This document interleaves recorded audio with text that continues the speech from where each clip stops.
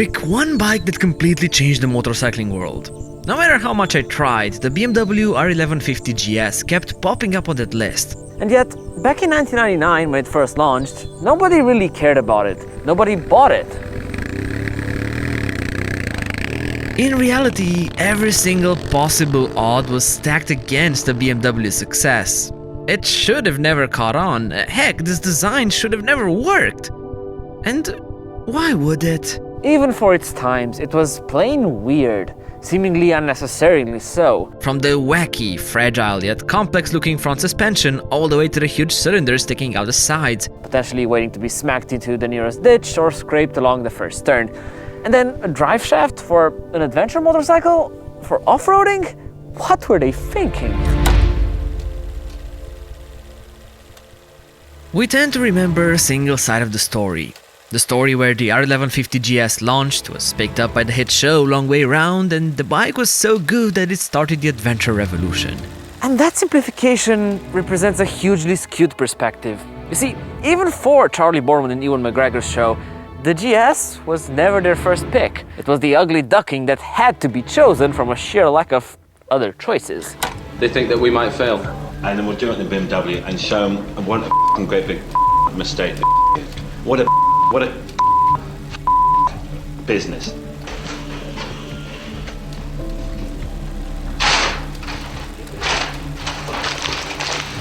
Fail. How dare they say that? This scene from the start of the TV show clearly shows that. The GS was never part of the plan, but the same scene also illustrates the biggest marketing mistake in motorcycling history. The day that KTM kicks the opportunity to define the adventure segment. From the moment the first episode aired, the motorcycling world would never be the same.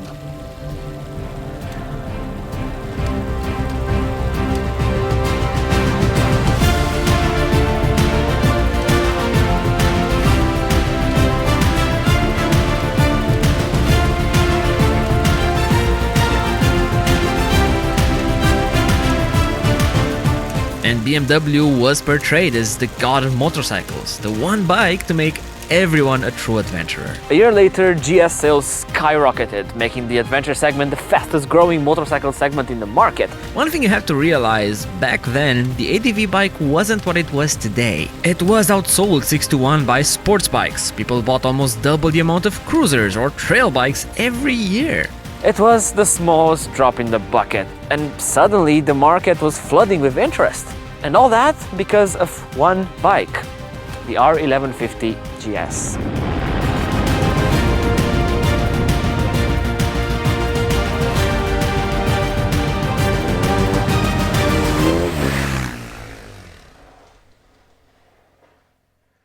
There's one thing that doesn't quite make sense. I mean, the 1150 started production in 1999. It only really found success at the end of its production cycle though. It was a weird, huge for its time adventurer, one of the only adventure bikes to go over the 1-liter engine capacity threshold. And heck, it wasn't even that big of an upgrade over its older brother, the 1100 GS.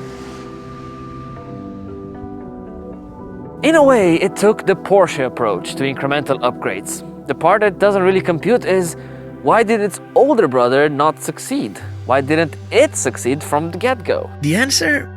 Well, with the privilege of hindsight, it's clear as day. But with the curse of present times, back in 1999, it was as hazy as a London morning. Look, the R1150 GS was a great bike from the beginning. What it lacked, heck, what the entire segment lacked was perspective.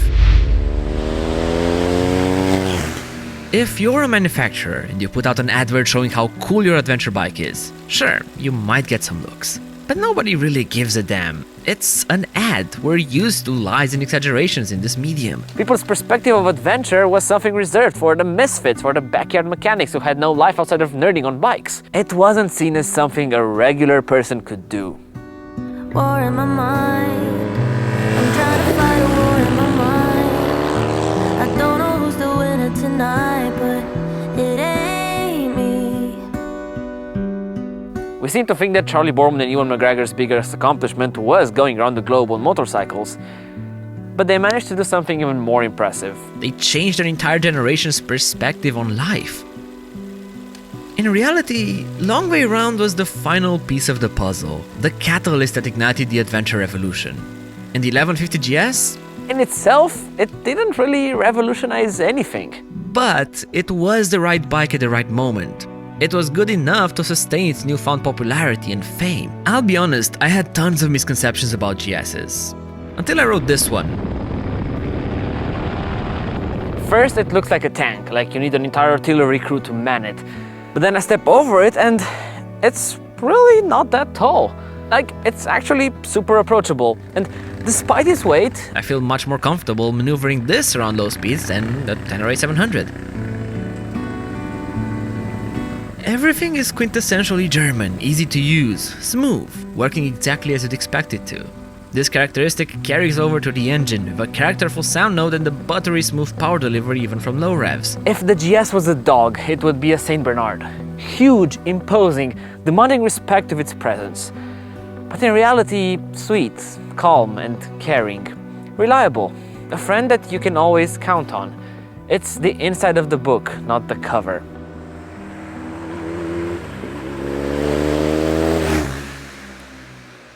And yet, the Germans managed to make it look distinct, to feel different. Yes, it's clinical, but in its own unique way. From the asymmetric OCD triggering headlight all the way to the beak. Yeah, sitting in the saddle, I feel like I need a passport to be able to reach the front of the bike. Like I'm piloting a Mustang from the trunk, like in front of me lies an entire cruise ship, which makes you feel a bit distant. You're not part of the machine, you're just a pilot. There's this clear boundary. But all this, the quirks, the weird little things, they make this GS memorable. They make it unique. It looks like nothing else, which, good or bad, makes it iconic. Look, BMW knew what they were doing. In fact, the R1150 GS was never made to be a good off-roader. Sure, they advertised it as so. Long Way Round portrayed it as such. But the Bavarians realized one crucial thing, a fact that stands behind adventure marketing even today. People want to feel and imagine themselves doing the extremes, but what they actually want to ride is more similar to a warm hug. And that was the key to success. Most people actually wanted a highway cruiser, a bike to tour the Alps, to mount city curbs and occasionally blast. I mean, crawl around on a gravel road. People didn't actually care about traveling the world. They just wanted to be part of that story. And by buying the GS, they felt like a part of it. Like they belonged in this exclusive club. Most of us will never get to do wild, crazy adventures. But we all want to belong. You see, I mentioned at the beginning that the GS shouldn't really work.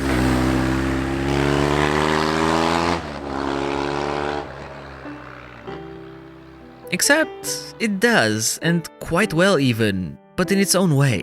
The suspension, as weird as it looks, prevents nosedive while braking, which is especially noticeable while street riding. Also, the rear paddle lever stopped the wheelbase from shifting under acceleration and braking, mitigating one of the main handling drawbacks of a drive shaft. Oh, and about that, removing the chain meant one less thing to maintain, since a shaft barely needs any attention over tens of thousands of kilometers. Then, the thing that sticks out the most, literally, the boxer engine. Provides a lower center of mass, making the bike feel easy to maneuver at low speeds.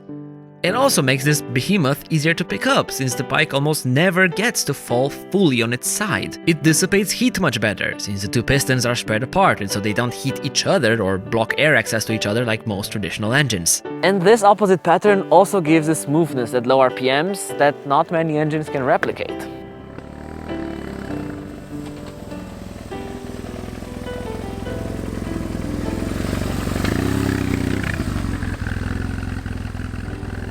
At the end of the day, it's still a GS, a bike that's full of stereotypes.